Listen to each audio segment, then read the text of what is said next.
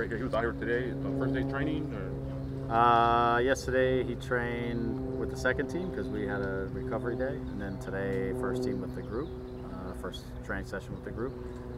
It's good to have him. He's a different type of player than the group of defenders we have. Really fast to close, great defensive anticipation. Gets out to guys early, has no problem getting tight. So again, first, second day, but we like it. It brings something, a different kind of layer to our group of defenders. How do you see him?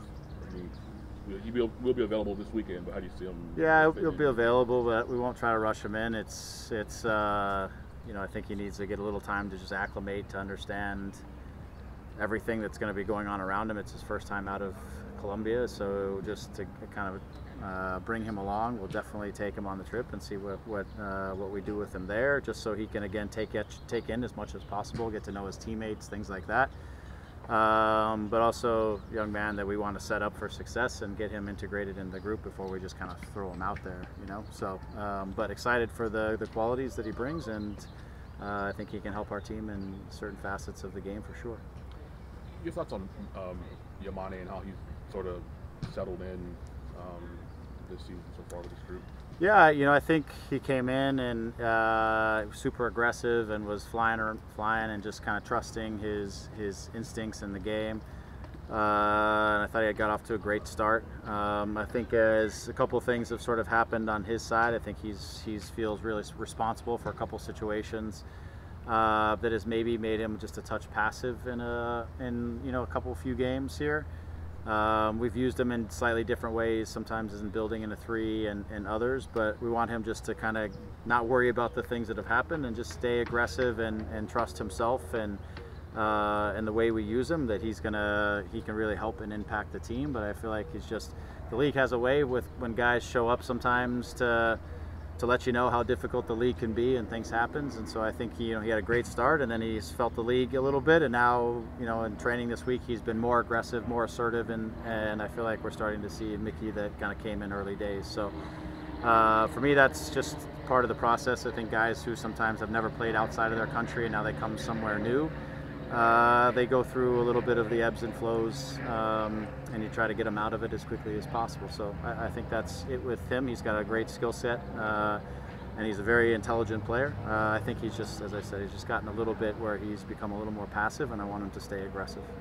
Just passive because of fouls, physicalness, fouls, or no, I don't think it's that. I just think he's gotten into his head a little bit. We had the penalty called against him, which was kind of a BS penalty in LAFC. Well, he takes that hard, right? Because that becomes a goal against us, and when we lose the game, we've had a couple set pieces where near post space was one on this side. He's supposed to control the near post space. He takes that hard, right? So I think it's more just like kind of emotionally feeling some of the, what I said, like the league is challenging and there's going to be challenges. Not everything is going to go perfect, and it's being able to just get beyond that.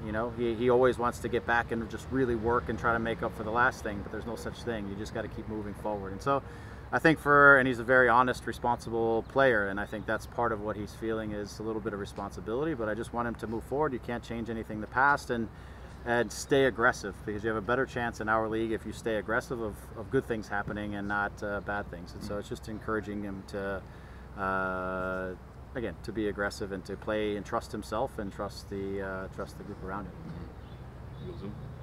Yeah, Josh, go ahead. Greg, can you talk a little bit about the Seattle game and what you're expecting from them? You guys, I don't think, have won up there since 2016.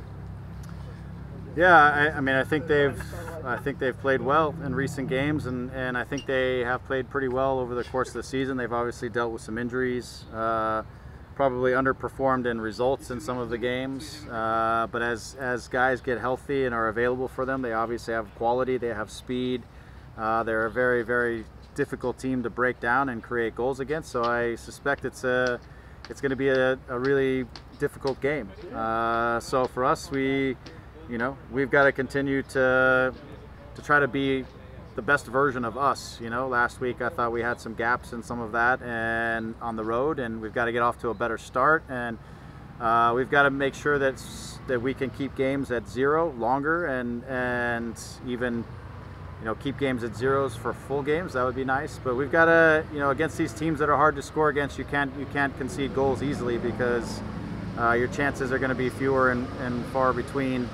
So we need to be solid on the defensive side on the road, be stingy, stay connected, and play our moments. Be solid in possession, because we don't want to give them transitions. With Morris and Chu and the group that they have, Christian Roldan, who maybe plays right back, maybe he plays the 10, Rusnak, all these guys, Rui Diaz. This is a high quality group on the attacking side, and we can't give them the opportunity to run free on us. We've got to make sure that that we're good in those moments. We're good in possession, and we're good in the transitions, and we've got to try to make them break us down as much as possible over the course of the game, and not let them build momentum. So it's going to be great. This is a great competition. Again, it's another challenge in a big game, and a team that I think should be probably higher up the table in the grand scheme of things. And we're going to need to deal with them, at some point through the season, and maybe even later on in the season. We'll see. Can you give us injury updates on Dayon and then Martin? I know Martin posted something on his Instagram that showed that he had a procedure there. I'm sure you always love that. Yeah, it was amazing. He got a shot, but it looked like he was getting open heart surgery. Right. So, yeah, he had a basically a steroid or a cortisone shot or something to try to bring down some inflammation, because he's been having some nerve problems. He was out moving around today. We'll see how he fares at the end of today to see how involved he will or won't be tomorrow. So we'll see. As far as Dayon, we'll probably keep him quiet for one more week. Just he's not going to be ready, and he's getting treatment and doing the things that he needs to do to try to prepare. We thought it was going to be about a 10-day type of a recovery. That's going to be more.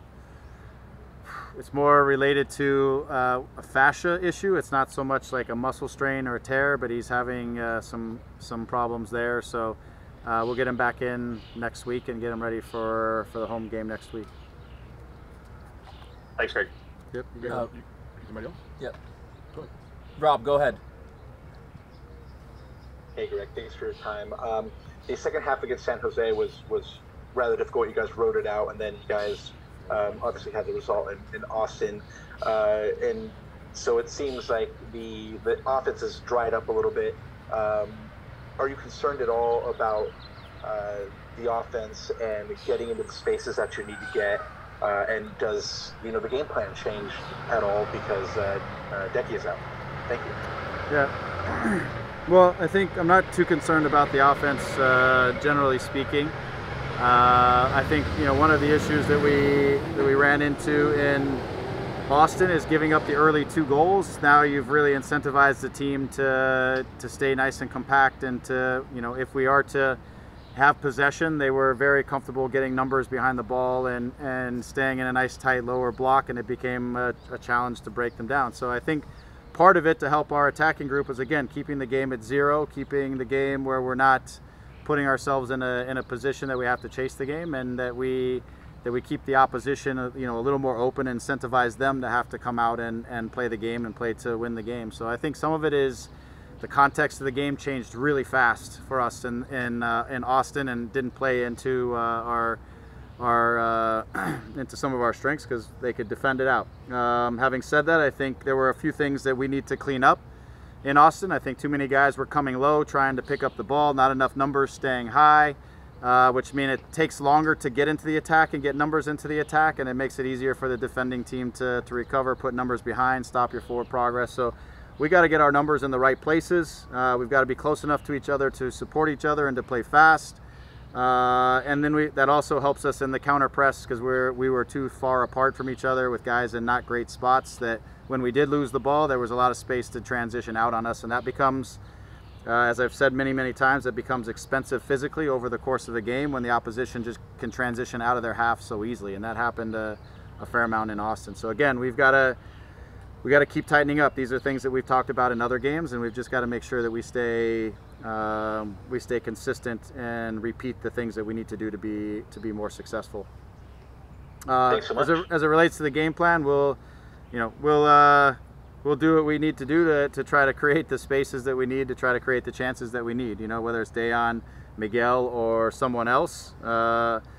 Again, it's important that the key things that are there, that the ball is moving fast, that we have our numbers in the right places, that we're getting our speed into our attacks at the right time, and that we're not conceding goals that incentivizes the opposition to just stay nice and compact and make it difficult on us. We got to try to keep the game as open as we need it, so that we can play the speed and play the things that we want to get. But you're doing this without Ricky this week, though. So how does that impact? Yeah, no Ricky this weekend. How does that impact us? I think we've got to keep the game simple. We've got to keep the game fast. We're not going to have the Ricky superpower stuff where he picks up the ball and he scoots between guys and does things, because we don't have a direct replacement for something like that. But inside of that and those touches and some of that creative stuff, maybe there's the opportunity for the ball to move a little faster amongst guys, for us to overload some numbers, to do some different things in terms of our shape and in terms of what we're trying to do. We've got to try to modify to manage what we won't have and still make sure that we are creating the opportunities we need. Defensively, staying nice and compact and working together as a group. And so, you know, we will create chances maybe in slightly different ways, but we feel like we can do that too in terms of the system, the transitions, things like that. Thanks for your time, Greg. All right, thank you.